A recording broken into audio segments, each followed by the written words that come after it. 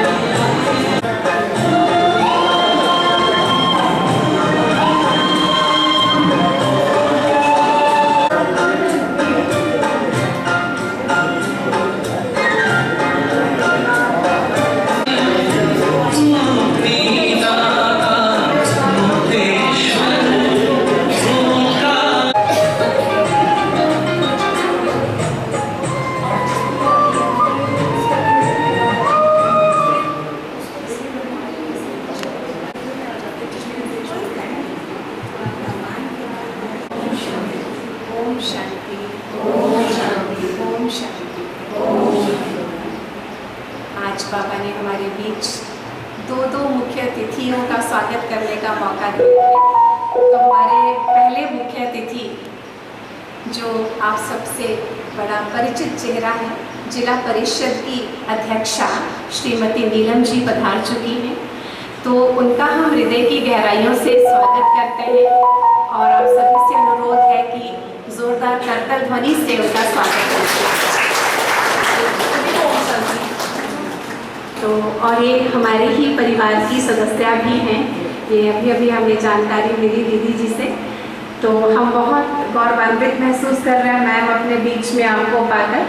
और जब तक हमारे दूसरे मुख्य अतिथि नहीं आ जाते तब तक हम थोड़ा बाबा की याद में बैठेंगे।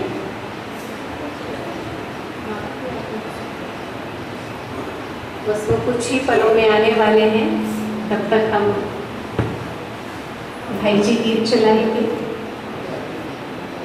और क्योंकि बड़े भाग्य से हमें ये लम्हे मिलते हैं, फुर्सत के लम्हे मिलते हैं, तो हमें ध्यान रखें कि हम 100% किसी हॉल के बीच रहें, हम अपने मन बुद्धि को बाहर भटकने ना दें। बहुत भाग्य से हमें ये पल मिले हैं। आज जो हमारा ये कार्यक्रम लॉन्च होने वाला है तो बहुत ईश्वरीय कार्य है, तो हम एक एक पल को सफल करें। समय, श्वास और संकल्प उस प्रभु की याद में सफल होता रहे। तो भाई जी गीत चलाएंगे।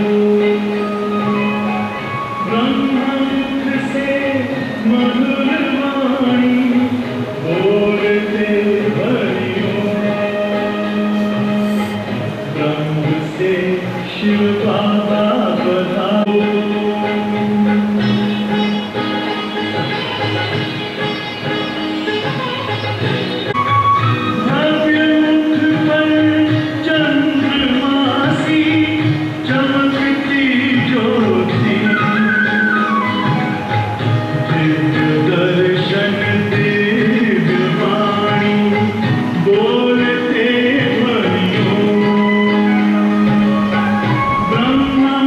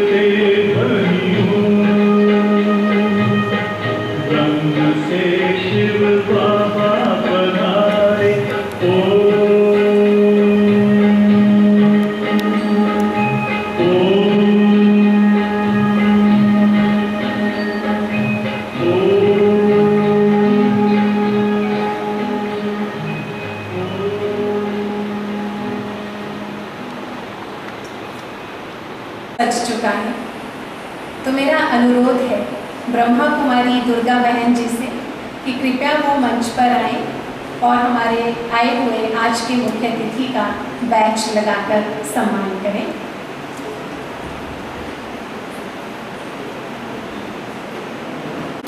सुंदर अवसर है, इसलिए भी सुंदर है कि एक सुंदर ईश्वरीय कार्य का आगाज होने जा रहा है, और इसलिए भी सुंदर है कि आज हमारे मुख्य अतिथि के रूप में हमारी अपनी ही बहन, क्योंकि उन्हें समय की पहचान थी इसलिए वो बिल्कुल समय पर आए हैं कि 12 बजे का मतलब 12 बजे। तो मैम हम इसके लिए आपका धन्यवाद करते हैं और आपको हमारे बीच पाकर हम सभी गौरवान्वित भी हैं और आपका धन्यवाद भी करते हैं। तो सबसे पहले दुर्गा बहन आप आएँ और बैच पहनाकर बैच और बुके के द्वारा हमारे मुख्य अतिथि का स्वागत करें। जितना हम बाबा से कनेक्ट रहते हैं, बाबा की एनर्जी हमारी और फ्लो होना शुरू रहती है, तो ऑटोमेटिकली वाइब्रेशंस बहुत पॉजिटिव बन जाती हैं।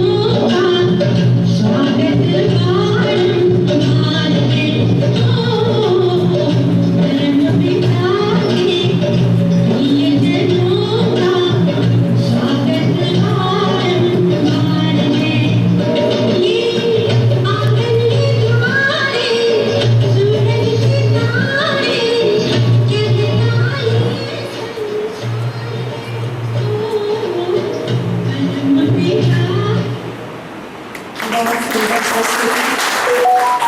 हमारे बीच NHPC के GM भ्राता श्री अनिल कुमार जी मंच को अलंकृत कर चुके हैं। हम हृदय की गहराइयों से इनका स्वागत भी करते हैं और धन्यवाद भी करते हैं। अपने समय के खजाने में से अनमोल पल हमारे साथ बिताने के लिए आज हमारे विशिष्ट मेहमान हमारे बीच उपस्थित हो चुके हैं। तो कार्यक्रम को आगे बढ़ाते हुए सबसे पहले दीप प्रज्वलन के लिए उनका बहन बैच के द्वारा और पुष्प की भेंट देंगे।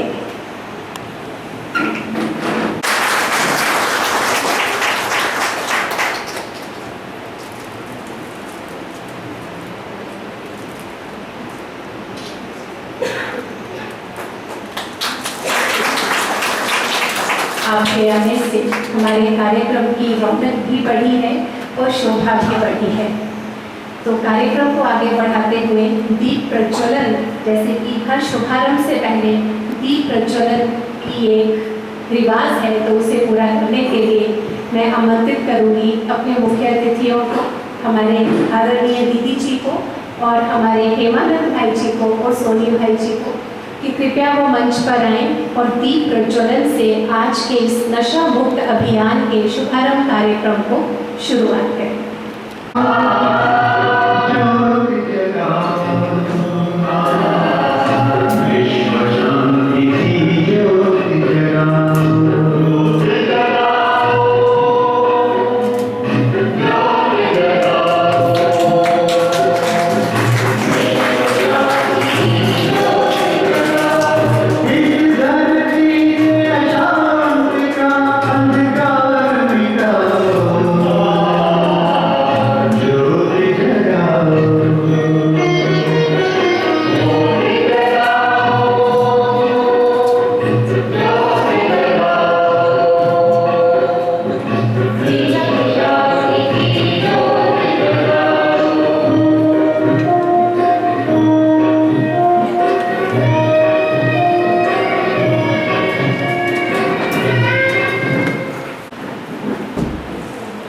नशा मुक्त भारत अभियान भारत सरकार और ब्रह्मा कुमारीज के द्वारा देश के कोने कोने में आरंभ हो चुका है और कई आत्माएं इस विकृत समस्या से निजात पा चुकी हैं और परम के साथ जुड़कर स्वयं को उन्नत बना चुकी हैं।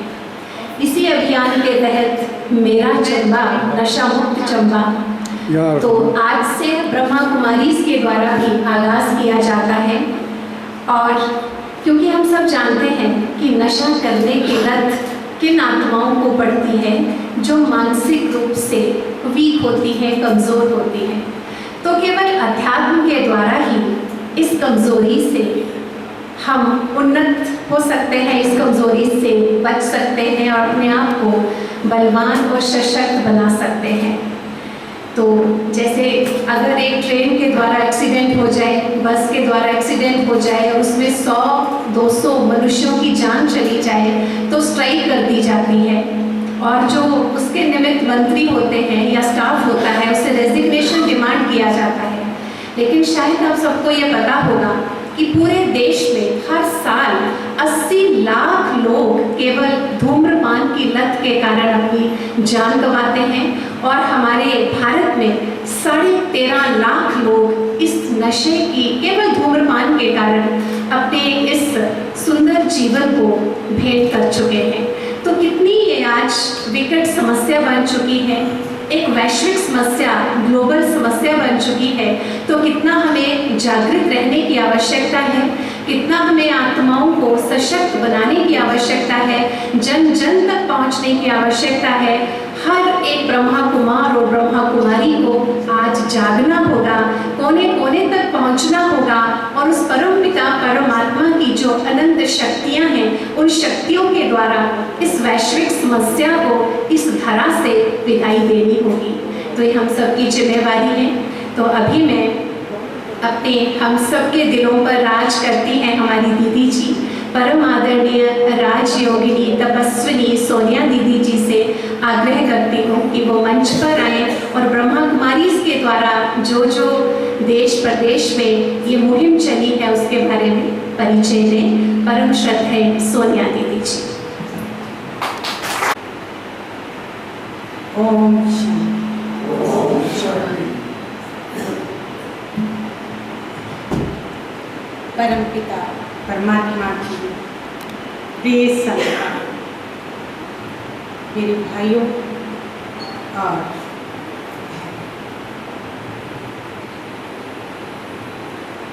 हम सब जानते हैं परमपिता परमात्मा बहुत कृपालु, दयालु, रहम दिल है। उस परमपिता परमात्मा ने हम सब आत्माओं को एक बहुत सुंदर देह रूपी गाड़ी दी। आप सब समझते हैं कि जब हम पैदल आते हैं तो क्या कहते हैं कि हम 11 नंबर की गाड़ी से आते हैं। तो ये देह वाकई ही एक गाड़ी है और इस गाड़ी को चलाने वाला, इसके द्वारा कार्यकर्ता जो है वो इस देह के अंदर आत्मा है। उस आत्मा के द्वारा ही हम सब कर्म करते हैं। लेकिन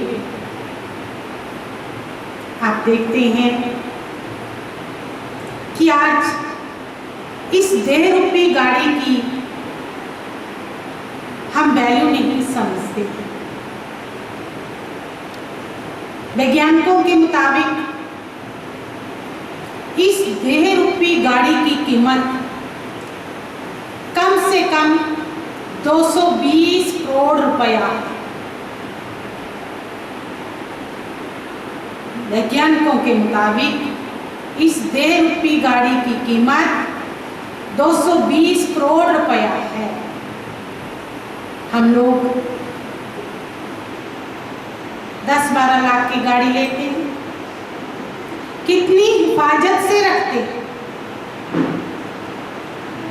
पेट्रोल की गाड़ी होगी, उसमें डीजल नहीं डालते गलती से, उसमें कभी मिट्टी का तेल नहीं डालते गलती से। लेकिन अफसोस परमपिता परमात्मा ने हमें जो ये देह रूपी गाड़ी दी, जिसकी कीमत कम से कम 220 करोड़ रुपए। अगर हम ये देखें, जब हार्ट की एक पतली सी नस ब्लॉक हो जाती है तो उसका खर्चा कितना आता है? लगभग 5 से 7 लाख रुपए। और फिर भी वो पूरी तरह ठीक नहीं होती। लेकिन हम क्या करते हैं, फिर लगातार उम्र भर हमें दवाई खानी पड़ती है। किडनी ट्रांसप्लांट में हमारा 25 से 30 लाख रुपया तक चला जाता है। हाँ? और शरीर डिफेक्टेड हो जाता है। उस गाड़ी जो आपने 10-12 लाख रुपए की ली है, उसका आप कितना हिफाजत करते? पेट्रोल की जगह डीजल नहीं डाल सकते, मिट्टी तेल नहीं डाल सकते, लेकिन इस देह रूपी गाड़ी के अंदर हम क्या क्या डाल देते हैं? सोचो, क्या क्या डाल देते हैं और कहां कहां जाके डाल लेते हैं। इस देह रूपी गाड़ी के अंदर हम लोग मीट, अंडा, बीड़ी, सिगरेट, शराब, ड्रग्स वगैरह ये सब चीजें, और जहां तहां गाड़ी को डालने के लिए, पेट्रोल के लिए पेट्रोल पंप बने हुए हैं। लेकिन हम रेडी पे, हड़ी पे, कहीं भी जाकर के हम क्या करते हैं? इसको मतलब कि कुछ ना कुछ इसके अंदर, कहीं गोलगप्पे, कहीं कचालू, कहीं कुछ हम लोग क्या करते हैं, इसमें डाल। तो ये 1.5 रुपये गाड़ी जो है डैमेज होगी या नहीं होगी ना। और आज आप देखेंगे सबसे बड़ी समस्या, पूरे विश्व की समस्या आज व्यसनों की। आज 10 से 17 वर्ष के बीच के बच्चे जो हैं, वो हर तीसरा बच्चा जो 3 में से एक बच्चा जो है किसी न किसी नशे का आदी हो चुका है। ये कौन है? हमारे ही बच्चे, हमारे ही छोटे भाई बहन। तो इनको लाइन पे लाना, इनको अच्छा बनाना किसकी जिम्मेवारी है? हम सब की जिम्मेवारी है। उनको पता होगा, कष्ट लगाता होगा, शराब पीता होगा, तो बच्चे को भी तलब होगी कि पापा तो क्या बहुत मजे से सिगरेट पी रहे हैं। तो वो क्या करता है, कहीं ना कहीं इसकी शुरुआत कहाँ से होती है? हमारे अपने ही घरों से। और वो बच्चा चोरी छुपे उस झूठी सिगरेट को उठा के ऐश ट्रे से खा करके खाली सिगरेट को पापा की तरह नकल उतारनी शुरू कर देता है। क्योंकि अंदर, उसके अंदर कुछ ना कुछ डर है कि कहीं मम्मी ने देख लिया, पापा ने देख लिया तो क्या होगा, मार पड़ेगी। जैसे सिगरेट की डिब्बी के ऊपर लिखा होता है सेहत के लिए हानिकारक। लेकिन आज आप देखेंगे कहीं ना कहीं कोई कंपनी के अंदर कहीं से भी कोई चीज की हम ऑनलाइन मंगवाते हैं। जब आप सिगरेट पीते हो तो उसके साथ भी फ्री है क्या? दमा, खांसी और कोई भयानक बीमारी फ्री में मिल जाती है। आप पैसा खर्च करते हो, है ना? नाम बड़े सुंदर सुंदर रखते हो आप अपने। कोई बोलेगा मेरा नाम राम है, कोई बोलेगा मेरा नाम श्याम है। लेकिन हमारे मुताबिक जो भी व्यक्ति नशा करता है उसका नाम क्या होना चाहिए? दुर्योधन। दुर्योधन होना चाहिए ना। दुर्योधन का मतलब क्या होता है? जो धन का दुरुपयोग करता है। वैसे आपको कहा जाए कि तुम 5 रुपए का नोट चला दो, चलाओगे? नहीं चलाते ना। लेकिन मुझे नहीं पता सिगरेट की डिब्बी कितने की आती।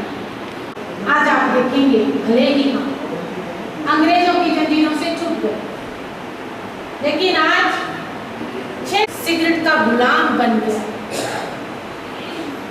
तो ये नशे हमारी इस 1.5 रुपये गाड़ी को बहुत नुकसान करते हैं। हम सब जानते हैं ड्रग्स, आजकल एक नया निकला है चिट्टा, जो कि अफीम का ही एक रूप है। कई बच्चे जो हैं उस संगति के कारण, संग दोष के कारण एक दो के साथ फंस जाते हैं। कई बच्चे जो हैं वो अपना बाहर का शो दिखाने के लिए, ये भी एक क्या कहेंगे उनकी स्ट्रेटजी होती है या क्या होता है ये हमें पता नहीं, लेकिन शुक्रिया तौर पर वो बच्चे नशा करते हैं। और धीरे धीरे शुक्रिया तौर पर करने वाले बच्चे जो नशा करते हैं वो पूरे हैबिचुअल बन जाते हैं, पूरे उनको हैबिट, उनको लत लग जाती है। और जब वो नशा उनको नहीं मिलता तो हम देखते हैं कि वो क्या करते हैं। एक अफीमची को जब अफीम नहीं मिलता तो उसका सारा शरीर जो है थर थर कांपता। अब विचार ये है कि कैसे इन नशों से, इन बुरी लत से बच्चों को छुड़ाया। लेकिन शुरुआत कहाँ से करनी हूँ? बड़ों से। Charity begins at home. हमें अपने से शुरुआत करनी है। हमने आगे आने वाली पीढ़ी को अगर हमें शिक्षा देनी है तो हम जो नशों के अधीन हैं उन नशों को हमें त्यागना। भिन्न भिन्न तरह से नशेड़ी जो हैं वो हमारे पास बहाने करते हैं। बहन जी हमें नींद नहीं आती है ना, तो थोड़ा सा रात को पीनी ही पड़ती। और इस चक्कर में, पीने के चक्कर में तुम लोगों ने घर के क्यों पीते हो? टेंशन। लेकिन खुद का टेंशन मिटाने के लिए घर के कितने लोगों को टेंशन देके रखी होती है। बच्चे परेशान, पत्नी परेशान, माँ बाप परेशान, है ना, और खुद चैन से सो जाता है। लेकिन उस टाइम तो चैन से सो जाता है, लेकिन सुबह तो वैसे का वैसा फिर नहीं। एक भाई परसों चौथी मेरे पास आया, मैंने पूछा भैया कितना पीते हो? बोला 2 टाइम पी लेता हूँ। है ना, कितना खर्चा होता है? बोला 8 से 10 हजार के बीच में। 8 से 10 हजार के बीच में महीने का खर्चा आ जाता है। मैंने कहा ये 8 से 10 हजार रुपया अगर आप बचाओ तो कितनी घर की चीजें बन जाएंगी, है ना। 2 महीने में 20 हजार का आपका सोफा आ जाएगा, नॉर्मल सोफा, है ना। बड़ा हाई फाई में जाओगे तो वो तो लाख 2 लाख 3 लाख में भी जाता है ना। लेकिन ऐसे छोटी छोटी बचत करते करते करते करते क्या आप भी अमीरों की श्रेणी में गिने जाओगे। लेकिन हमें क्या करना है? इन सब चीजों से मुक्ति पाने के लिए हमें क्या करना है ना। हम लोग क्या करते हैं, ये एक आधी बारी समझाने से कोई समझता नहीं। हमें उन लोगों को टाइम देना, समझाने के लिए टाइम देना। लेकिन इससे भी ज्यादा हमारे पास जितनी भी हमारी क्लास है, लगभग हमारे साथ 100 से ऊपर लोग ही जुड़े होंगे जो कि मीट, अंडा, बीड़ी, सिगरेट, शराब इन सब से वो छूटे। कैसे? राजयोग की विद्या से। वैसे हम जितनी मर्जी रैलियां कर लेंगे, जितने मर्जी लेक्चर दे दें, लेकिन जब तक हम पर्सनली स्वयं नहीं रोकेंगे, स्वयं को दृढ़ नहीं बनाएंगे, स्वयं में जब दृढ़ता नहीं आएगी तो क्या हम लोग इन बुराइयों से कभी छूट नहीं पाएंगे। तो इसके लिए क्या है कि हमें राजयोग की पद्धति सीखनी है। राजयोग क्या है? बहुत आसान पद्धति। स्वयं की पहचान, मैं कौन हूँ, कहाँ से आया हूँ, कहाँ जाना है, मेरे जीवन का लक्ष्य क्या है। तो क्या है कि परम पिता परमात्मा कलयुग के अंतिम टाइम में इस तरह पर आते हैं और आकर के हम आत्माओं को वो नॉलेज देते हैं कि बच्चे तुम देह नहीं हो, लेकिन देह के अंदर एक चेतन शक्ति आती है। और आत्मा के अंदर जब कमजोरी आ जाती है, आत्मा के अंदर जब कमजोरियां आ जाती हैं तो हमारे अंदर ये सब चीजें आ जाती हैं ना। हम सब इन चीजों के अधीन हो जाते हैं। हम लोग इन चीजों का आधार लेते हैं कि शायद कि मेरी टेंशन सिगरेट पीने से दूर हो जाएगी, शायद मेरी टेंशन शराब पीने से दूर हो जाएगी, लेकिन ये सब धोखा है। इन सब चीजों से हमारी टेंशन खत्म नहीं। टेंशन किसके अंदर है? आत्मा के अंदर। तो हमें अपने आप को पहचानना होगा, अपने आप को देखना होगा और परम पिता परमात्मा के साथ कनेक्ट होना होगा। हमारी जो खोई हुई शक्तियां हैं, आपको पता है आत्मा 7 गुणों का एसेंस है। वो 7 गुण है आत्मा का ज्ञान, आत्मा के लिए शांति, आत्मा के लिए प्रेम, आत्मा के लिए आनंद, आत्मा के लिए सुख, आत्मा के लिए शक्ति, आत्मा के लिए पवित्रता। ये शक्तियां आज हमारे अंदर ना के बराबर रह गई। और जब हमारे अंदर ये शक्तियां ना के बराबर रह जाती हैं तो हम लोग क्या करते हैं? नशे वाली चीजों का आधार लेते हैं कि इन चीजों से शायद हमें शांति मिल सके, लेकिन वो साधन नहीं। वो जो है वहां से हमें शक्ति नहीं मिल सकती। इन सब शक्तियों का स्रोत परम पिता परमात्मा शिव, जो हम सब रूहों का पिता। शरीर पिता हम सब के अलग अलग हैं, लेकिन हम सब आत्माओं का पिता सिर्फ एक। और वो इन शक्तियों का भंडार, इसीलिए हम उन्हें भोला भंडारी कहते हैं। उस परमात्मा से हम मेडिटेशन करके कनेक्ट हो करके धीरे धीरे धीरे धीरे, जैसे एक बैटरी को रिचार्ज करने के लिए हम क्या करते हैं? जहां से उसका सोर्स है वहां से लगाते हैं, कनेक्ट करते हैं, तो हमारी यानी वो मोबाइल की बैटरी चार्ज हो जाती है। ऐसे ही जब आत्मा परमात्मा से डिस्कनेक्ट हो जाती है तो उसकी कोई भी शक्तियां जो हैं धीरे धीरे जब ना के बराबर रह जाती हैं तो स्वयं भू स्वयं परमात्मा शिव धरा पे आते हैं और हमें स्वयं ज्ञान देकर के ये कहते हैं कि बच्चे अब तुम मेरे साथ कनेक्ट हो। इसी को हम क्या कहते हैं? राजयोग। और जब हमारे अंदर विल पावर आती जाती है राजयोग के द्वारा, तो ये चीजें अपने आप ही छूट जाती हैं।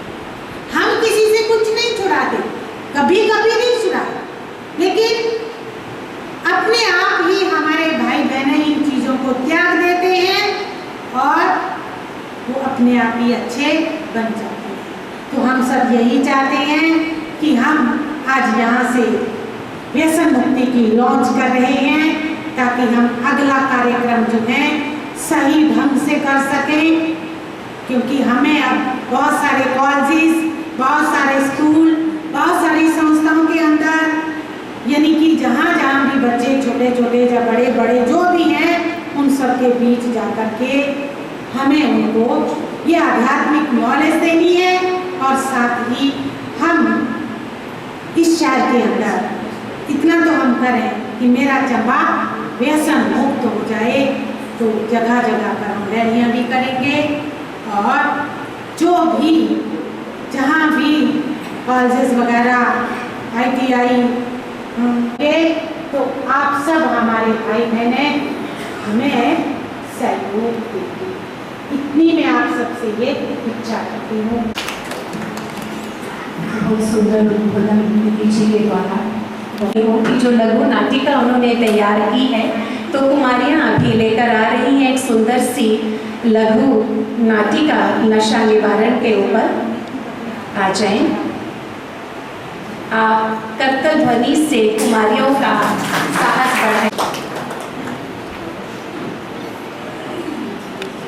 पहचाना मुझे? मैं हूँ व्यसनराज। आज कोई भी ऐसा व्यक्ति नहीं जो मुझे न जानता हो। सभी के दिलों पर मेरा ही साम्राज्य है। मैं धीमा असर करने वाला मीठा जहर हूँ। यह मूर्ख मानव मेरा सेवन कर मृत्यु को गले लगा लेता है। मैंने ही परिस्तान को कब्रिस्तान बना दिया है। सारे अस्पताल मेरे ही बदौलत मरीजों से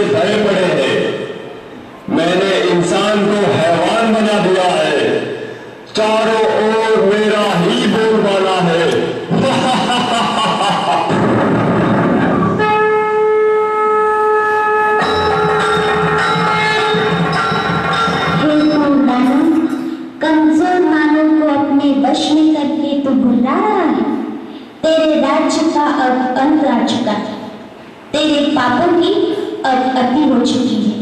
अति के बाद अब तेरा अंत निश्चित है। अरे नादान बालिके, तू नहीं जानती, लोग मुझे जान से भी ज्यादा प्यार करते हैं। मेरे न मिलने पर वो बेचैन हो जाते हैं। पान, शराब, तंबाकू, सिगरेट, ड्रग्स, ये सब मेरे ही साथी है। मेरे साथियों, बता दो इसे, हमारा राज्य कैसे चल रहा है?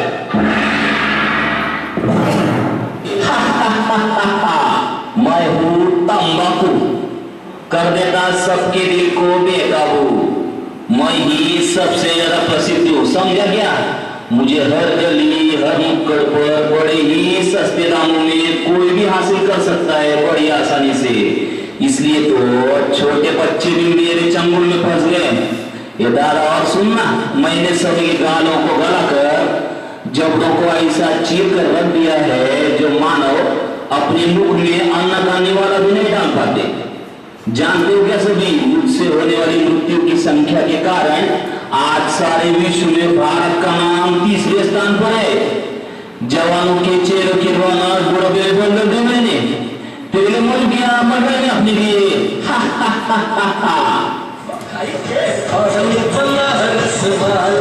खुली जाए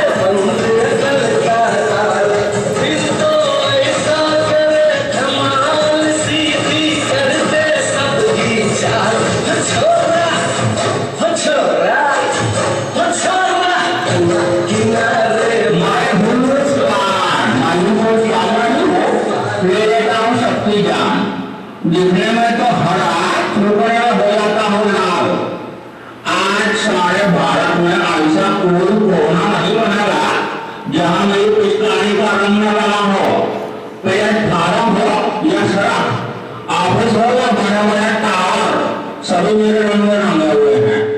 मेरी उपस्थिति के बिना मंगल कांड का भोजन को बुरा लग जाता है।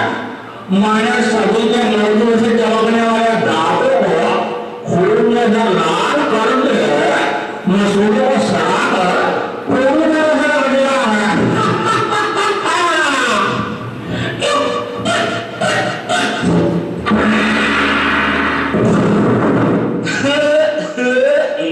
मैं हूँ शराब, करता हूँ लीवर खराब।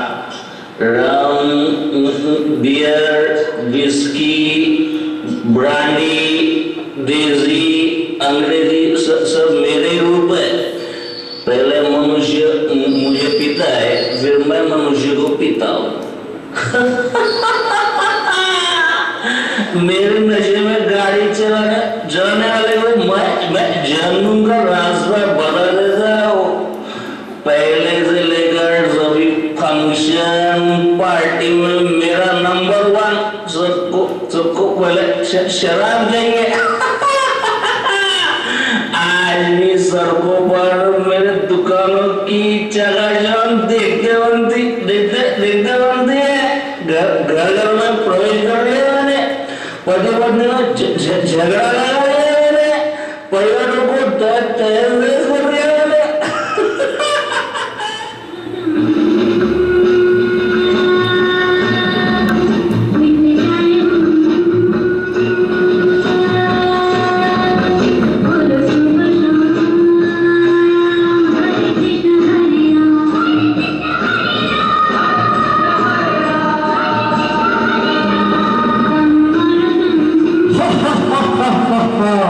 मैं हूँ ड्रग्स, कर देता हूँ इंसानों को बेबस।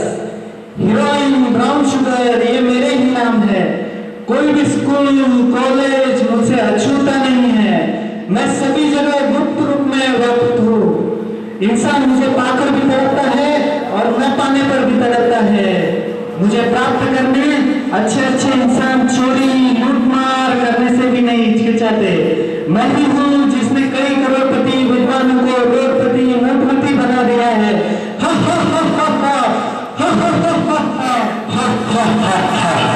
मैं हूँ सिगरेट, दिखा देता हूँ मौत का गेट। 1.5 इंच की जवान आज हमारी गुलाम है। आज के इस फैशन के युग में युवा, युवतियां, नायक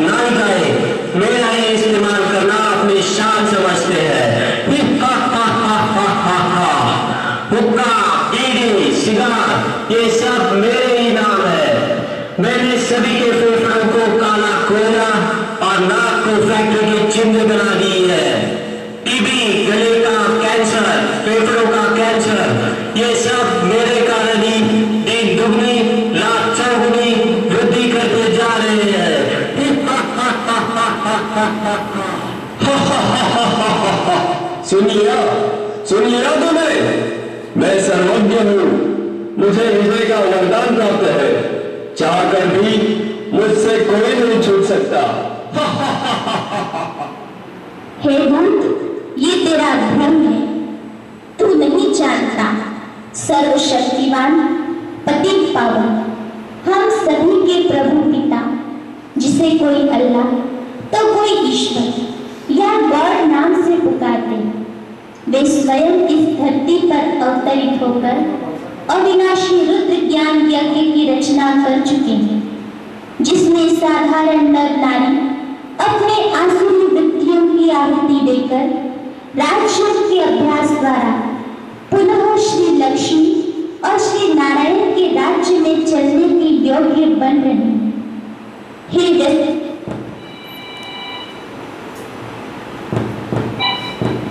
सनराज, अब सावधान।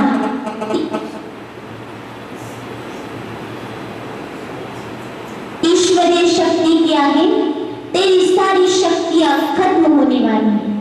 अब तेरा अंत निश्चित है, निश्चित है।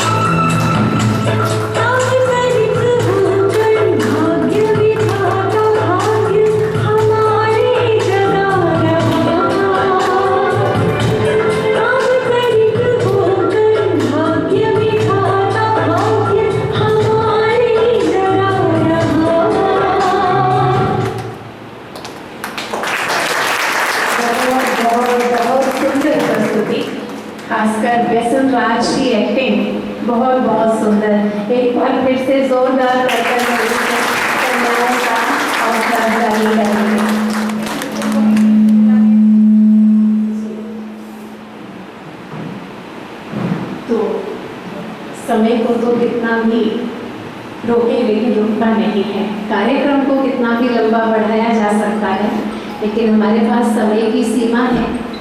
तो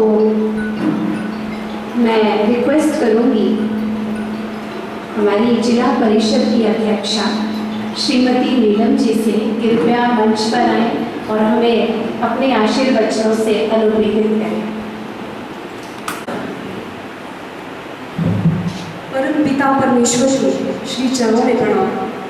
और आज के इस नशा मुक्त भारत वैसे मुक्त चंबा, मेरा चंबा वैसे मुक्त चंबा के इस कार्यक्रम के अवसर पर हमारे बीच विशिष्ट अतिथि GM NHPC हमारी राजयोगिनी गुरु दीदी सोनिया जी, हमारे बीच जिला आयुर्वेदिक अधिकारी और इसमें ब्रह्म कुमारी परिवार से हमारी बहन किरण जी, व मेरे प्रिय बहनों, भाइयों, प्यारे बच्चों, मैं नीलम कुमारी जिला परिषद अध्यक्षा आप सबका आभार व्यक्त करती हूँ कि आप सभी इतनी बड़ी संख्या में हमारे बीच एकत्रित हैं, इतना पेशेंटली आप यहाँ बैठे हैं।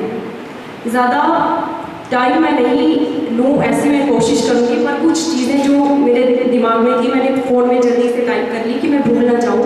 कोई ऐसी बात जो मुझे लगे कि कहनी है वो मैंने यहाँ पर थोड़ी सी लिख ली है। बहुत ही अच्छी शुरुआत जो है ये हमारे ब्रह्म कुमारी परिवार ने की है, और भारत में जिस तरह से आज ये कार्यक्रम एक बहुत बड़ा रूप लेने जा रहा है, ऐसा मैं उम्मीद कर रही हूँ, आशा कर रही हूँ। जिस तरह से आज ये आगाज हुई है तो अंजाम भी उसी तरह से बहुत फ्रूटफुल हमें रिजल्ट लेकर जो है वो आएगा, ऐसा मेरा मानना है। अब हम सभी चंबावासी हैं, ये हमारा एक परिचय है भौगोलिक दृष्टि से या फिर सामाजिक या फिर हम जिस जगह से रहने वाले हैं वो। इसके अलावा बहन बड़ी दीदी है हमारी सोनिया जी, इन्होंने बहुत डिटेल आपको हर एक चीज़ क्लियर की है। इसके अलावा बच्चों ने जो प्रस्तुति दी है काफ़ी प्रशंसाजनक है, काफ़ी दिल को छूने वाली प्रस्तुति लेकर आए हैं, और आगे जो भी इनके कार्यक्रम होंगे उसमें भी ये इस तरह से जो इन्होंने नुक्कड़ नाटक पेश किए हैं वो आगे भी होंगे। इससे ज़रूर कुछ ना कुछ जो है वो इफेक्ट हमारी यूथ पर पड़ेगा। भारत, क्योंकि भारत की बात करूँगी, भारत की रहने वाली हूँ, तो भारत सबसे युवा देश है। आज की डेट में हम अगर डाटा देखें, सबसे ज़्यादा जो युवक है वो भारत देश में है। भारत सबसे युवा देश है, और ये हमारा एक प्लस पॉइंट भी है, माइनस भी है, क्योंकि युवा जो एक स्टेज होती है जिसको हम टीन एज कहते हैं, ये एक ऐसी एज है जिसमें अगर बच्चे को नहीं संभाला जाए, युवाओं को नहीं संभाला जाए, तो अगर वो ऐसा रास्ता पकड़ ले तो चिंगारी में हम कहते हैं ना कि पक्के खड़े जो बिल नहीं लगते, तो वो चीज़ वो स्थिति ना आए, इसके लिए जो ये शुरुआत हुई है, मेरा पूरा आपके साथ एक सहयोग रहेगा। जहाँ भी आप लोगों को लगेगा कि कहीं प्रोग्राम करवाने के लिए कहीं भी आपको हमारी तरफ से कुछ भी सहयोग की, प्रशासन की तरफ से ज़रूरत हो, तो हमेशा हमारी तरफ से सहयोग रहेगा। अब बात मैं थोड़ा सा करना चाहूँगी नशे के ऊपर, क्योंकि नशे की बात चली है। देखिए, आज साइंस और टेक्नोलॉजी ने इतनी तरक्की कर ली है कि मशीनों ने मानव को रिप्लेस कर दिया है।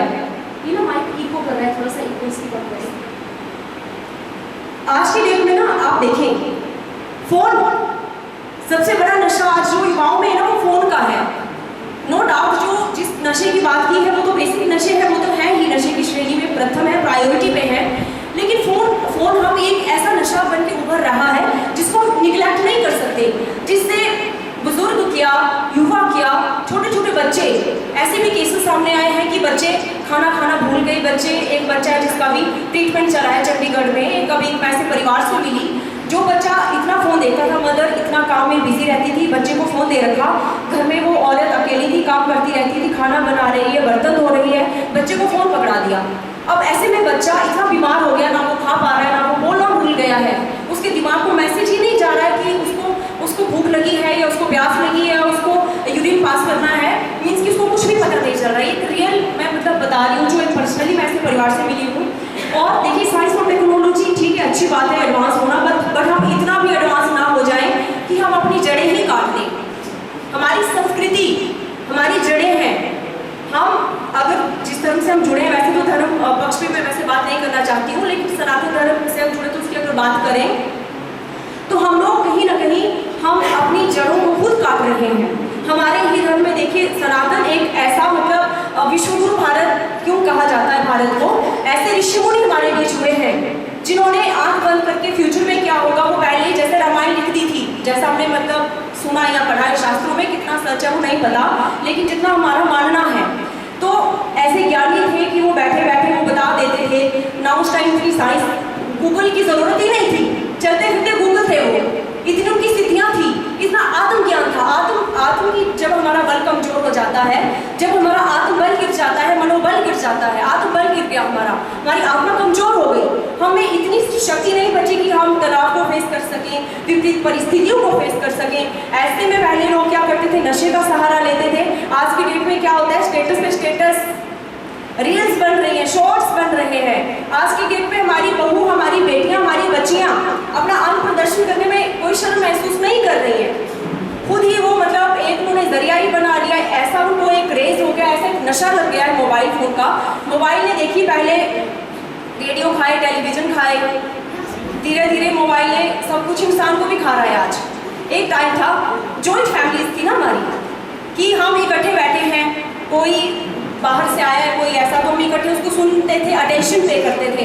आज के डेट में जॉइंट फैमिली जो थी पहले, वो एकल परिवार में जैसे हो गई। अब एक कमरे में जैसे एक कमरे में एक इंसान बैठा है, वो फोन में घुसा है, तो उसके पास इतना टाइम नहीं कि दूसरे कमरे में क्या चल रहा है। तो कहीं ना कहीं, और वो हम जो फोन में देख रहे हैं, सबसे बड़ा जैसे अभी हमने देखा दम मारो दम, सोशल मीडिया, गाने भी इस तरह के बनते हैं जिस तरह से हम कहते हैं हीरो हीरोइन, एक्टर एक्ट्रेस, हम पाश्चात्य सभ्यता की नकल करना कहीं ना कहीं हम लोग अपनी शान समझते हैं। मेरा आप सबसे प्रश्न है, माफी चाहूंगी, मैं थोड़ा सा टाइम मैंने ज़्यादा ले लिया, जल्दी से कंक्लूड करने की कोशिश करूंगी, बट मुझे लग रहा है कि शायद ये मौका जो भी मुझे मिला है, जो मेरी बात है मन की आपसे कह डालूं, कि कहीं ना कहीं मेरे शब्दों से अगर एक परिवार में कोई ऐसी परिस्थिति होने से अगर किसी का अच्छा होता है, तो मैं आप आज का मतलब यहाँ अपना आना सार्थक मानूंगी। आपसे मैं पूछती हूँ कि किसी दूसरे की माँ ज़्यादा सुंदर हो तो क्या हम अपनी माँ को छोड़ देंगे? ऐसा है कि किसी की माँ ज़्यादा मॉडर्न है, ज़्यादा सुंदर दिखती है, बहुत एडवांस है, बड़ी अच्छी इंग्लिश बोलती है, चटर पटर बहुत मॉडर्न है, तो क्या अपनी माँ को छोड़ देंगे हम? नहीं। हमारी संस्कृति देखिए, बेशक हम परफेक्ट नहीं होंगे, हमारी जो संस्कृति है, हमारी धार्मिक, हमारी जो धरोहर है, हमारी जड़ें हैं, पेड़ कितना भी बड़ा क्यों ना हो, जब तक उसकी जड़ें मजबूत नहीं होंगी, पेड़ गिर जाएगा। अब जैसे देखिए, बाकी उनकी बात करो, समुदायों की इकट्ठे होके, जैसे कहीं भी वो अपने ईश्वर, अपने अल्लाह, अपने गॉड, अपने जैसे वो जुड़ते हैं, कोई ना कोई ऐसा सम्मेलन ज़रूर करते हैं जहाँ भारी संख्या में इकट्ठा होके अपने उस परम पिता परमेश्वर जिस भी नाम में वो पूछते हैं, उनका वो ध्यान करते हैं। तो आप लोगों को नहीं लगता कि हम लोगों को भी थोड़ा अपना जो धर्म, जो अपना संस्कृति पीछे छोड़ते जा रहे हैं एडवांस होने के चक्कर में, उनसे जुड़े, उस शास्त्रों को खगोलें, उनको देखें, उनमें क्या ऐसी बातें लिखी थी जो हम भूल गए, हम छूट गए पीछे, वो सारी चीज़ें छोड़ते आ रहे हैं, आगे दौड़ पीछे छोड़। हम लोगों को भी मुझे लगता है ऐसे ही एकत्रित होके, जैसा कि हमारी ब्रह्म कुमारी बहनों ने शुरुआत की है, सभी को आगे आना चाहिए, इनके साथ कदम से कदम मिलाकर रिप्लेस एक्स विद वाई।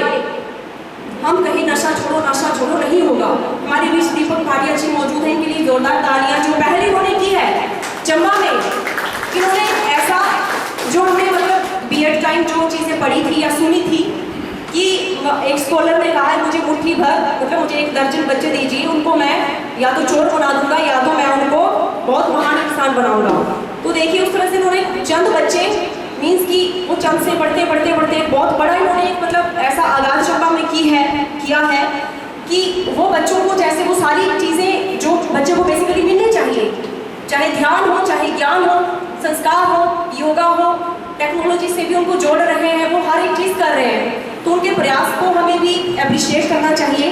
कहीं ना कहीं ऐसे लोगों को मतलब जो हमारे बीच में रोल मॉडल है, उनको हम साथ लेके चलें। कुछ देखिए, आपकी पॉकेट में एक सिक्का होगा, मेरी पॉकेट में होगा, कुछ नहीं होगा उससे। हम एक्सचेंज करेंगे, क्या होगा, 1 रुपया मैं आपको दे दूंगी, आप 1 रुपया मुझे दे देंगे, हमारे पास एक ही रुपया रहेगा। बट हमारे पास आपका कोई विचार है, मेरा विचार है, हम जब उसको शेयर करेंगे ना एक दूसरे के साथ, आपका विचार मेरा विचार, आपके पास भी 2 विचार होंगे और मेरे पास भी 2 विचार होंगे। तो इसी के साथ ज़्यादा मैं टाइम नहीं दूंगी, बस मैं यही कहना चाहती हूँ आप सभी से। हाँ, एक मैंने जो मेजर दिक्कत देखी, बच्चे रात को ना इस एरिया में जो ये करियाँ से लेकर आगे तक बेल्ट है, कई बार हम जैसे जाते हैं कहीं सारे होते हैं बच्चे, रात को कोई 11 से लेकर जैसे जिनकी एज 25 के बीच की है, फ़ोन देख रहे होते, ग्रुप में इकट्ठे बैठे बैठे रात को। एक बार मैं 3 बजे कहीं से मीटिंग से आ रही थी और ये मैंने जिला परिषद की जो हमारी बैठक हुई थी उसमें भी मुद्दा उठाया था, क्योंकि वहाँ हमारे बीच पुलिस के जो ऑफिसर थे वो भी मौजूद रहते हैं। तो मैंने उनको कहा था कि ऐसी चीज़ों पर देखिए, थोड़ा नज़र रखें। पर हम सिर्फ सरकार या सिर्फ सरकार के नुमाइंदे या फिर प्रशासन को कहें कि आप देखें तो देखिए, जैसे कोविड का टाइम था ना, हम कहते थे कि यहाँ थोड़ी आया, चाइना में है, उधर है भाई, यहाँ नहीं है। पता ही नहीं चला कि कब हमारे घर द्वार में कोविड पहुँच गया। ऐसी परिस्थिति ना आए, इसके लिए आपको अभी से जागरूक होना पड़ेगा। आप अपने बच्चों को चेक करें, रात को कहीं जा रहे हैं, कहाँ हैं, दोस्त के घर जा रहे हैं, शादी में जा रहे हैं, थोड़ा नज़र रखें। फ़ोन देखते हैं तो क्या देख रहे हैं, थोड़ा फ़ोन पे कंट्रोल उनका करें। अदरवाइज मानसिक रोगी हम लोग होते जा रहे हैं, बच्चों पे भी कोई इफेक्ट पड़ रहा है आने वाली जनरेशन पे। और जो अभी हत्याकांड हुआ है उसका भी जिक्र देखिए, मुझे लगता है करना चाहिए कि ऐसी परिस्थितियाँ जिन लोगों को लग रहा है कि ये राजनीतिक मुद्दा बनता जा रहा है, ऐसा है वैसा है, वहाँ हुआ यहाँ थोड़ी है, बच्चे की गलती होगी, तो क्या भाई इस तरह से बरबता में मतलब किसी की जान लेना कहाँ का ये इंसाफ है, कहाँ का ये न्याय है। तो ऐसी परिस्थिति में आपके घर द्वार ना पहुँचे कोविड की तरह, आप जागरूक होइए। आप क्या हैं, आपका जो आत्मबल है, जो आत्मज्ञान है, जैसा हमारी बड़ी बहन ने कहा, आप अपने आप से जुड़े, अध्यात्म से जुड़े। जब तक आप अपनी हनुमान जी की तरह कोई शक्तियों को नहीं पहचानेंगे, क्योंकि हम उस परम पिता परमेश्वर की संतानें हैं, कहीं ना कहीं उनके गुण हम में भी हैं। जैसे पेरेंट्स की तरह बच्चों के नए अक्ष कुछ ना कुछ होता है, बच्चा माँ पे जाता है, बाप पे जाता है। तो जिस परम पिता परमेश्वर की हम आत्माएं रूपी संतानें हैं, कहीं ना कहीं उनके जो गुण है वो हमें भी होंगे। उनको ढूंढिए। जो हम आज खोते जा रहे हैं, अपने आप को खोते जा रहे हैं, अपने आप को ना खोएं। सबसे बड़ा चैलेंज यही, अपने आप से जुड़िए और आओ हम सभी मिलकर शुरुआत करें। और जो आज ये स्थितियाँ उभर रही हैं, जो मतलब इस तरह से टेंशन पड़ती है कि मेरे भारत को क्या हो गया, मेरे राज्य को क्या हो गया, मेरे चंबा को क्या हो गया, तो वो स्थिति ऐसी हो कि मेरे घर को क्या हो गया, मेरे बच्चों को क्या हो गया। तो उसके लिए अभी से एकजुट होए, एक दृढ़ निश्चय, जैसा कि दीदी ने कहा, बार बार मैं इनका जिक्र कर रही हूँ, क्योंकि लास्ट में बस बिल्कुल 2 मिनट छोटी सी स्टोरी में रखूँगी। इसी तरह का एक कार्यक्रम चल रहा था नशे के ऊपर ही। वहाँ बहुत अच्छे डॉक्टर्स ने एक्सप्लेन किया कि नशा नहीं करना है, बुरी आदत है, गंदी चीज़ है, नशे से दूर रहिए। सारे लोग बड़े ध्यान से इसी तरह से सुन रहे थे जैसे हम सभी अभी बैठे हैं। अब ऐसे में क्या हुआ, डॉक्टर ने एक बाउल में शराब डाली, एक में क्या किया, केंचुए डाले और एक में पानी डाला। अब केंचुओं को पानी वाले बॉक्स में भी डाल दिया और शराब वाले में भी। शराब वाले केंचुए क्या हुए, फट गए। डॉक्टर ने पूछा, हाँ भी बताइए क्या समझे आप। सबसे लास्ट चेयर से शराबी हमारे को भाई साहब उठ के कहने लगे, इसका मतलब है शराब पीनी चाहिए, पेट के कीड़े मर जाएंगे। तो कहीं वो स्थिति ना हो। कहने का मतलब इतना इन्होंने मेहनत की है, देखिए कितना एफर्ट किया है। हाँ, आप लोग एफर्ट करके बैठे हैं तो आप समझ के आते हैं, वो बहुत मैटर करता है। हम जितना मर्जी कह लेंगे, भाषण लेंगे, कोई उससे कुछ नहीं होने वाला। आप क्या समझ के जा रहे हैं यहाँ से, वो बहुत मैटर कर रहा है। और जैसे एक तितली की स्टोरी सबने सुनी होगी कि एक तितली को, जैसे एक आदमी ने कोकून से जब वो तितली बनने जा रही थी तो उसको निकाल लिया, उसकी हेल्प कर दी। तो तितली ने जो स्ट्रगल करना था ना, जिससे उसके जो पंख थे मजबूत होने थे, वो स्ट्रगल नहीं कर पाई। उससे क्या हुआ, उसकी नसों में पानी भर गया, तितली उड़ ही नहीं पाई, मर गई। तो वैसे ही बच्चों को थोड़ा स्ट्रगल भी करने दें। जहाँ आपको लगता है कोई चीज़ इजीली उनको नहीं दे देनी कि ये चाहिए डिमांड की तो दे दिया, थोड़ा उनको एहसास दिलाएंगे कोई चीज़ है तो भाई उसके लिए थोड़ी मेहनत करनी पड़ती है। तो आप मेरे से समझदार हैं, बड़े हैं, कुछ गलती हुई हो, कुछ त्रुटि हुई हो तो माफ़ी चाहूँगी। बेशक एक राजनीतिक चेहरा हूँ अभी, पर उससे पहले एक इंसान हूँ, एक बेटी हूँ, एक माँ हूँ, और सबसे बड़ी पहचान मुझे लगता है भारतीय हूँ। तो इसी के साथ आप सभी को मेरा प्यार भरा नमस्कार, धन्यवाद। जय हिंद, जय भारत, ओम शांति। बहुत ही सुंदर उद्बोधन, सारे कॉर्नर्स मैम ने टच किए और बहुत ही बाबा को ऐसे बच्चों की ज़रूरत है, ऐसे उद्बोधन की, ऐसे वक्तव्य के। तो मैम जब जैसा कि आपने कहा कि आपकी ज़रूरत पड़ेगी तो हम आपको ज़रूर याद करेंगे, और इसके लिए मैम का बहुत बहुत धन्यवाद। अब मैं मैम और सर दोनों से रिक्वेस्ट करूँगी, सर का उद्बोधन बाद में लेते हैं। पहले जिन बच्चियों ने यहाँ इतनी खूबसूरत प्रस्तुति दी है, उन बच्चियों के लिए हमारे सोनिया दीदी जी ने अपने हाथ से टोली बनाई है और सुंदर सुंदर टिफिन में उनको सजाया है।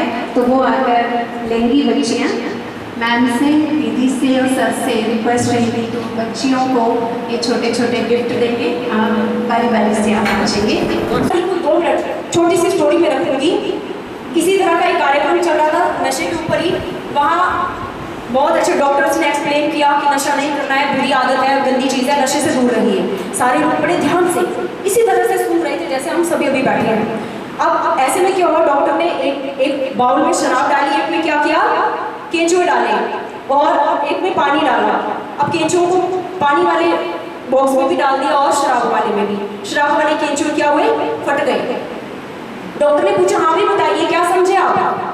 सबसे लास्ट चेयर से एक शराबी हमारे को भाई साहब उठ के कहने लगे इसका मतलब है शराब पीनी चाहिए, पेट के कीड़े मर जाएंगे। तो कहीं वो स्थिति ना हो। कहने का मतलब इतना इन्होंने मेहनत की है, देखिए कितना एफर्ट किया है। हाँ आप लोग एफर्ट करके बैठे हैं तो आप समझ के आते हैं, वो बहुत मैटर करता है। हम जितना मर्जी कह लेंगे वास्तव में कि कोई उससे कुछ नहीं होने वाला। आप क्या समझ के जा रहे हैं यहाँ से, वो बहुत मैटर कर रहा है। और जैसे एक तितली की स्टोरी सबने सुनी होगी कि एक तितली को जैसे एक आदमी ने कोकून से जब वो तितली बनने जा रही थी तो उसको निकाल लिया, उसकी हेल्प कर दी। तो तितली ने जो स्ट्रगल करना था ना, जिससे उसके जो पंख थे मजबूत होने थे, वो स्ट्रगल नहीं कर पाई। उससे क्या हुआ, उसकी नसों में पानी भर गया, तितली उड़ ही नहीं पाई, मर गई। तो वैसे ही बच्चों को थोड़ा स्ट्रगल भी करने दें। जहाँ आपको लगता है कोई चीज़ इजीली उनको नहीं दे देनी कि ये चाहिए डिमांड की तो दे दिया, थोड़ा उनको एहसास दिलाएंगे कोई चीज़ है तो भाई उसके लिए थोड़ी मेहनत करनी पड़ती है। तो आप मेरे से समझदार हैं, बड़े हैं, कुछ गलती हुई तो कुछ त्रुटि हुई हो तो माफ़ी चाहूँगी। बेशक एक राजनीतिक चेहरा हूँ अभी, पर उससे पहले एक इंसान हूँ, एक बेटी हूँ, एक माँ हूँ और सबसे बड़ी पहचान मुझे लगता है भारतीय हूँ। तो इसी के साथ आप सभी को मेरा प्यार भरा नमस्कार, धन्यवाद। जय हिंद, जय भारत, ओम शांति। बहुत ही सुंदर उद्बोधन, सारे कॉर्नर्स मैम ने टच किए और बहुत ही बाबा को ऐसे बच्चों की ज़रूरत है, ऐसे उद्बोधन भी, ऐसे वक्तव्य देंगे। तो मैम जब जैसा कि आपने कहा कि आपकी ज़रूरत पड़ेगी तो हम आपको ज़रूर याद करेंगे और इसके लिए मैम का बहुत बहुत धन्यवाद। अब मैं मैम और सर दोनों से रिक्वेस्ट करूँगी, सर का उद्बोधन बाद में लेते हैं। पहले जिन बच्चियों ने यहाँ इतनी खूबसूरत प्रस्तुति दी है उन बच्चियों के लिए हमारे सोनिया दीदी जी ने अपने हाथ से टोली बनाई है और सुंदर सुंदर टिफिन में उनको सजाया है, तो वो आकर लेंगी बच्चियाँ। मैम से, दीदी से और सर से रिक्वेस्ट रहेगी तो बच्चियों को ये छोटे छोटे गिफ्ट देंगे। आप बारी बारी से आप पूछेंगे। बहुत सुंदर प्रस्तुति, बहुत तैयारी की बच्चियों ने।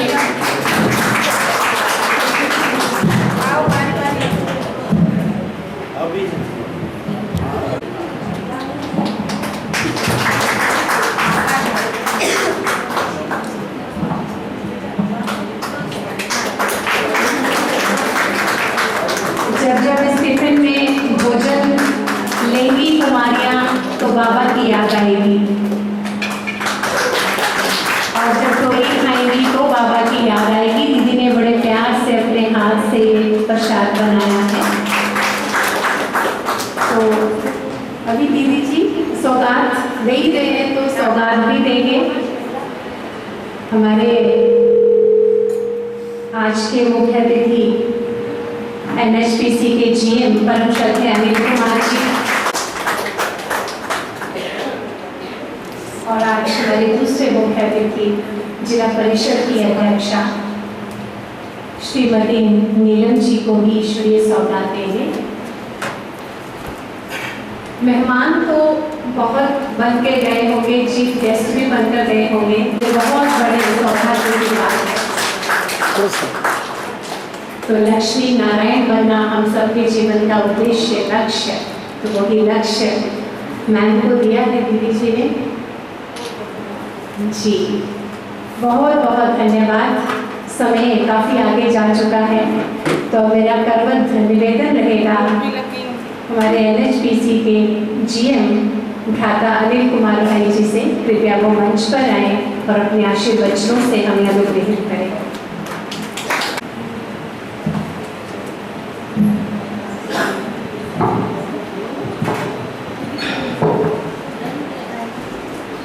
सभी को मेरा नमस्कार। मैं सर्वप्रथम धन्यवाद अदा करूँगा इस संस्था का जो मुझे बुलाकर इतना सम्मान दिया और एक बहुत ही ज्वलंत विषय जो इस समाज में व्याप्त है उसकी ओर से मुझे बोलने का अवसर दिया।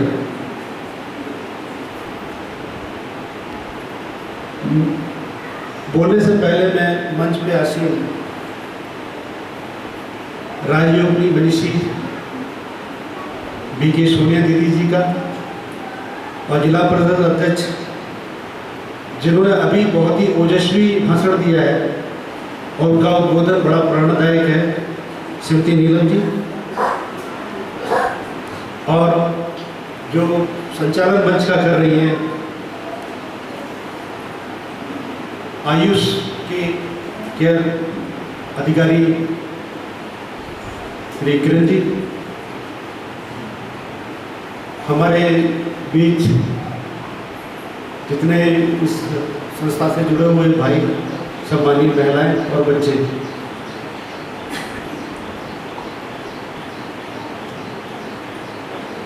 इस विषय में मैं सिर्फ अब क्या कहूँ, कितना कुछ कहा जा चुका है, हर तरह से समझाने की कोशिश हुई है, लेकिन चंद बिंदु मैं जरूर उजागर करना चाहूँगा। इनमें से एक ये है कि आध्यात्मिकता किस तरह से हमें इन व्यसनों से बचाती है। कितना भी कुछ कर लीजिए, कितना भी कुछ समझा लीजिए, जैसे कहते हैं कि समाज में कहीं कुछ गलत नहीं होता।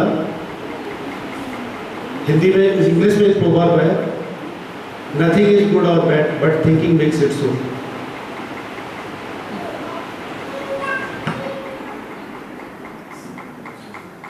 जितने व्यसन की जो अभी नाट्य रूपिका प्रस्तुत की गई है, सराहनीय है, उससे भी इस विषय में काफ़ी रोशनी डाली, बच्चों ने रोशनी डाली है, वो बधाई के पात्र हैं।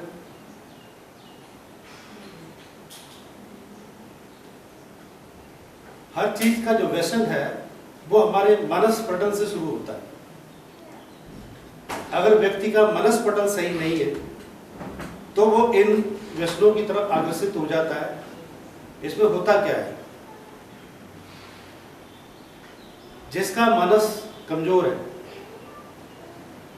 वो आने वाले चैलेंजेस को, चाहे वो सामाजिक हो, आपके चाहे इमोशनल स्तर पर हो, वो उसे व्यथित करता है और उस व्यथा से बचने के लिए वो एक आसान सा रास्ता ढूंढता है और जो कुछ समय के लिए इन व्यसनों में फंसकर वो भुला दिए जाते हैं।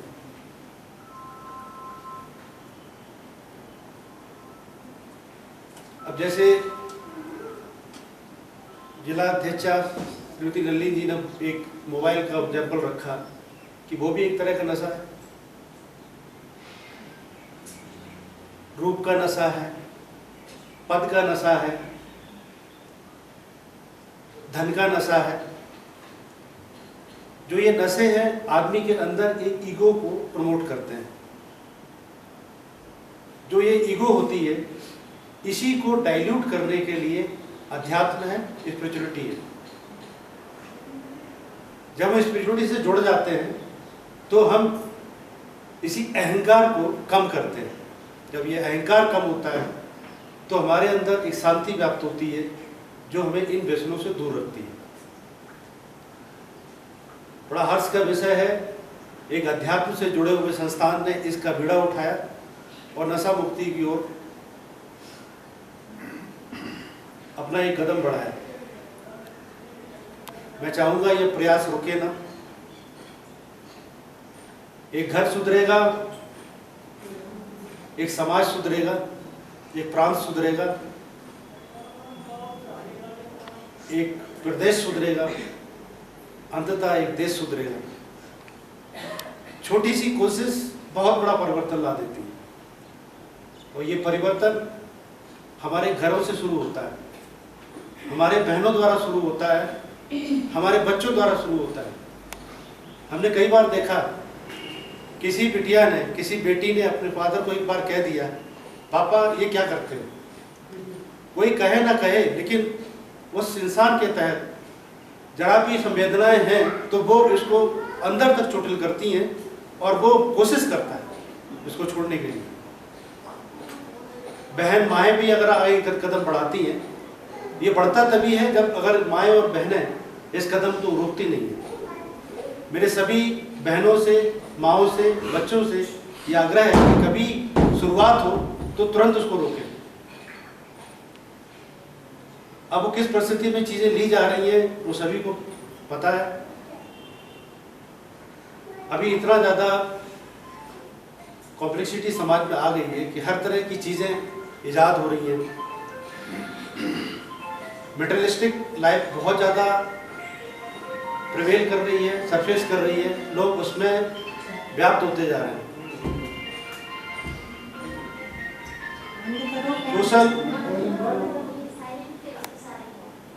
सोशल गैदरिंग होती नहीं है, लोग सोशल मीडिया का यूज कर रहे हैं, उसमें तरह तरह के चैनल्स, तरह तरह की चीज़ें परोसते हैं। और सबसे बड़ी बात है, इसमें आर्टिफिशियल इंटेलिजेंस का बड़ा योगदान हो रहा है। आप क्या चाहते हो वो फोन आपको परोसता है। जिस तरह की मेंटालिटी के साथ आपको देखना शुरू कर दोगे, उसी तरह की सामग्री उसमें आनी शुरू हो जाती है। अगर आप अध्यात्म देखना शुरू कर दो तो आपके अध्यात्म के कई यूट्यूब जिसने खोला वो जानता है कि अगर अध्यात्म खोल रहे हैं तो उसमें अध्यात्म के हर क्षेत्र की जानकारी आपको मिलनी शुरू हो जाएगी।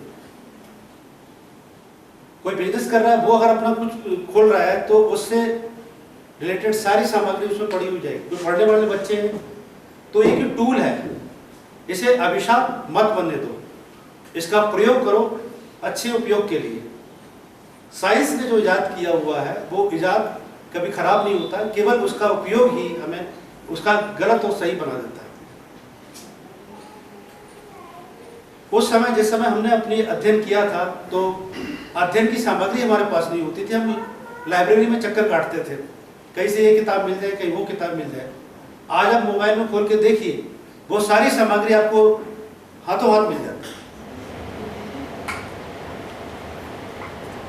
कोई भी मॉड्यूल आप अगर प्रॉपर्टी खरीदने जा रहे हैं, प्रॉपर्टी में क्या सावधानियां बरतनी है, अगर वो जानना चाहते हो तो उसमें आ जाएगा।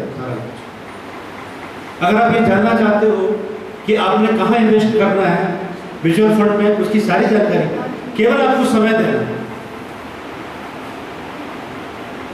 हाँ, इसका उपयोग सदुपयोग होना जरूरी है, उसका दुरुपयोग नहीं होना चाहिए। अब इससे ज्यादा क्या बोलूं, आप सब लोग समझदार हो। अध्यात्म को जरूर अपनाओ।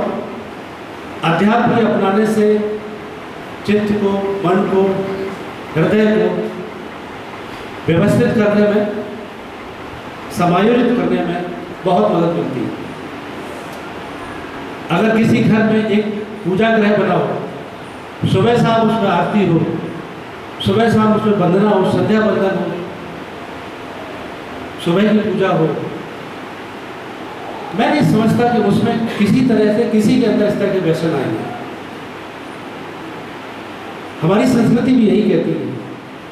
जिन्होंने ये सब उपाय बनाए, आज की जो मॉडर्न लाइफ में लोग समझते हैं क्या जरूरत है, क्यों हम जाए मंदिर, मंदिर हम घर में ले आए। कहीं भी चर्चा ये और धर्मों में भी ये आत्मसात करने की कोशिश होती रहती है कि ये अपने घरों तक लाते हैं। उसका सिर्फ और सिर्फ ये उद्देश्य होता है कि इनको घरों में लाने से हमारी मनस पड़न स्वच्छ बने, सुदृढ़ बने।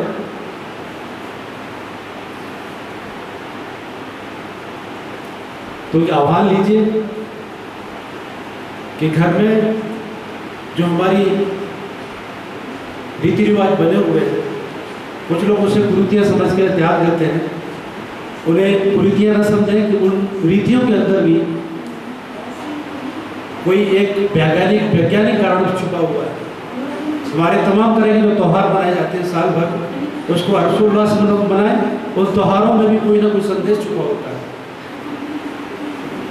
अगर हम अपनी संस्कृति से जुड़े रहेंगे, उनकी वैज्ञानिक कारणों को समझने की कोशिश करेंगे, उसकी चेष्टा रहेगी, तो मैं नहीं समझता कि कोई किसी भी तरह के विषय में पढ़ने की कोशिश करेगा। और अभी एक एग्जाम्पल जो दिया कीड़ों वाला, ये बिल्कुल सच है कि आदमी की समझ जैसी बन जाती है, आप कितना भी उसको समझाइए तो छोड़ेगा नहीं। छोड़ने का तरीका यही होता है, उसे खुद एहसास होना चाहिए, उसे खुद अनुभव होना चाहिए। और अध्यात्म, खासकर राजयोग जो है, वो इसमें काफ़ी महती भूमिका अदा करता है। मैं खुद भी अध्यात्म से जुड़ा हूँ। हार्टफुलनेस, ये नाम आपने सुना होगा। दाजी मैंने अभी 10 साल पहले इस संस्थान को ज्वाइन किया था, और अभी उनका मिशन ये है कि सारे जितने संस्थान, कितनी बड़ी विडंबना है कि जितने बड़े चोर उचक्के होते हैं वो अपना ग्रोह बनाते हैं, एक ग्रोह से समन्वय स्थापित कर देते हैं। हम क्यों ना एक अच्छे काम के लिए जितनी संस्थाएं काम कर रही हैं, चाहे ब्रह्म कुमारी हो, हार्टफुलनेस में दादी जो चला रहे हैं वो हो, आपके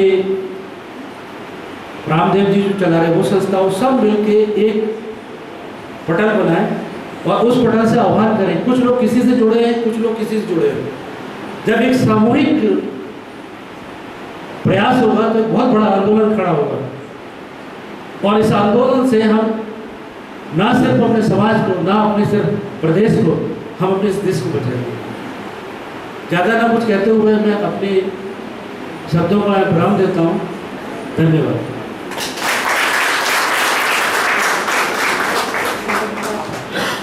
धन्यवाद सर। सर ने बहुत ही गहरी बात कही, घरों में मंदिरों का महत्व, और सभी आध्यात्मिक संस्थाएं, संगठन एकत्रित हो जाएं तो ये जो नासूर बन चुका है इसे भागते समय नहीं लगेगा। तो अब लास्ट में 5 मिनट, जिस मेडिटेशन की हम बात करते रहे हैं कि मेडिटेशन ही मन को सशक्त करने का एकमात्र साधन है, तो 5 मिनट के लिए केवल हम अपने साथ बैठेंगे, अनुभव करेंगे उस परम सत्ता को, और फिर उन 5 मिनट में हमें क्या मिलता है वो अनुभव हम अपने साथ लेकर जाएंगे। उसके बाद जो हमारी दीदियों ने हमारे लिए बड़े प्यार से ईश्वरीय याद में ब्रह्मा भोजन तैयार किया है, मेडिटेशन के उपरांत हम सब उसे ग्रहण करेंगे। तो सभी बैठ करने का एकमात्र साधन है, तो 5 मिनट के लिए केवल हम अपने साथ बैठेंगे, अनुभव करेंगे उस परम सत्ता को, और फिर उन 5 मिनट में हमें क्या मिलता है वो अनुभव हम अपने साथ लेकर जाएंगे। उसके बाद जो हमारी दीदियों ने हमारे लिए बड़े प्यार से ईश्वरीय याद में ब्रह्मा भोजन तैयार किया है, मेडिटेशन के उपरांत हम सब उसे ग्रहण करेंगे। तो सभी बैठ जाएं। मस्तक के बीच मैं चैतन्य शक्ति आत्मा हूँ। वाले 5 मिनट मैं अपने साथ बिताने वाली हूँ। ये 5 मिनट मेरे अपने हैं। मैं स्वयं को देख रही हूँ, स्वयं के चमकते हुए सत्य स्वरूप को देख रही हूँ। मैं आत्मा चंचल करता अनुभव करें, उस प्रकाश को पूरे मस्तिष्क में फैलता हुआ अनुभव करें। मैं मस्तिष्क के बीच चंचल करता शांत स्वरूप चैतन्य सितारा नीले अंबर की ओर से परम पिता परमात्मा मुझ आत्मा को देख रहा है। अनुभव करें कौन मुझे देख रहा है। स्वयं प्रभु नीले अंबर की ओर से मुझे देख रहा है। मैं उसकी नज़रों में हूँ। वाह, जिसके ऊपर प्रभु की नज़र, उसे किस बात की चिंता, किस बात का फिक्र है। अनुभव करें परम पिता परमात्मा मुझे देख रहा है। मैं उसकी नूर को अनुभव कर रही हूँ।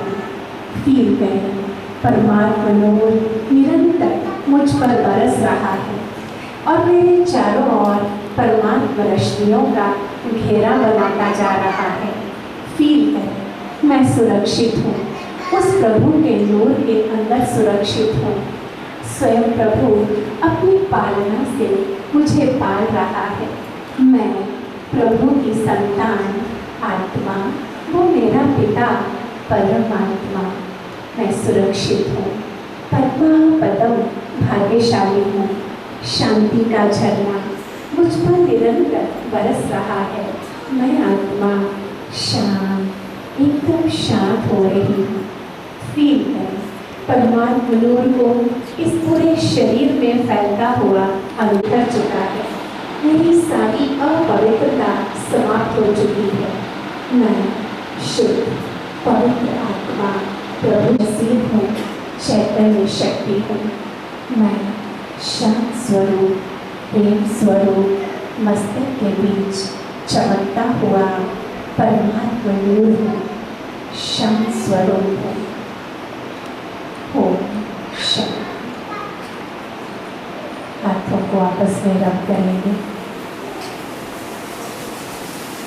एनर्जी को फील करेंगे और वापस अपने मस्तक को टच करेंगे।